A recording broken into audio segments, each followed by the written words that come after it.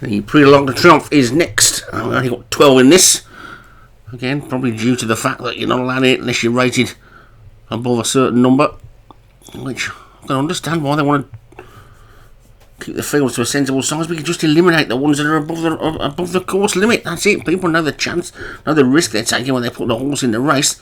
A Zog, Joshua Sutherland, Cadger's Ghost, Ashley Muniz, Meshfi Ryan, Dan Hughes, Swordy Foundations and Spectacular Blast, Vinnie Gerard, Black Tag, David Robertson, Heart of Oak, Joshua Sutherland, Compton Rose, Ashley Muniz, Magic Acorn, Paul Parsons, Antigua Falls, Dan Hughes, Burning Bright, Paul Parsons, and Trapdoor Home, Darren Thompson.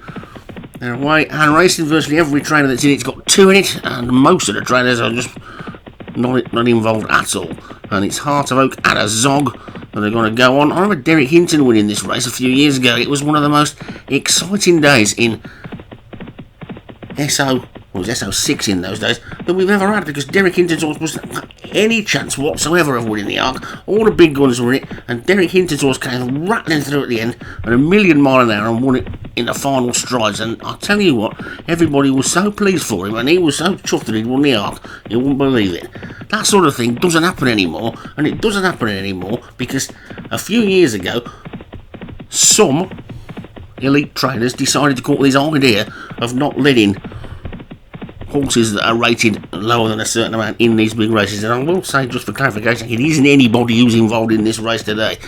Anyway, it's Heart of Oak in the lead. I've said enough now.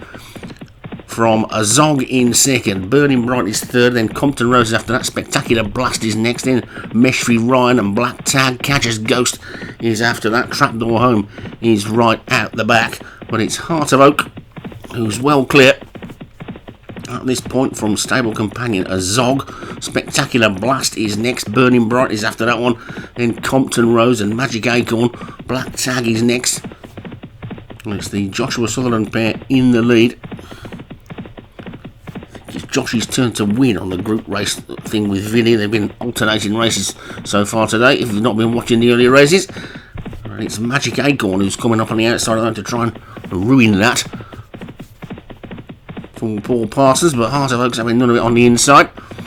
And he's still just about in the lead as they race down towards the final 3 furlongs. Heart of Oak is in front, Magic Acorn is in second, then Meshfi Ryan, Sordid Foundation is next, Burning Bright after that one, then a Zog. Compton Rose is after that, then Antigua Falls is trying to get into it as well, but it's Heart of Oak who's in the lead from Magic Acorn in second, Compton Rose is back in third, then comes Spectacular Blast. They're coming down to the final furlong and a half now, and Heart of Oak is hanging on for Magic Acorn. Spectacular Blast, Compton Rose coming with a run, Sordid Foundations is there, it's between these, Heart of Oak is battling, now she's reasserting and she's pulling away, and Heart of Oak is going to go away and win this from stable companion a Zog in second. Cadger's Ghost has run on to be third.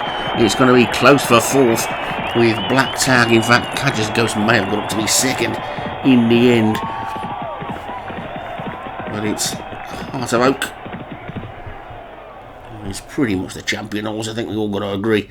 At the moment, Heart of Oak is the best horse in the league on the flat side of it.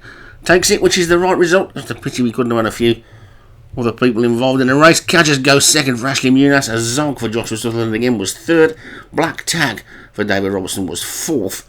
And Magic Acorn for Paul Parsons was fifth.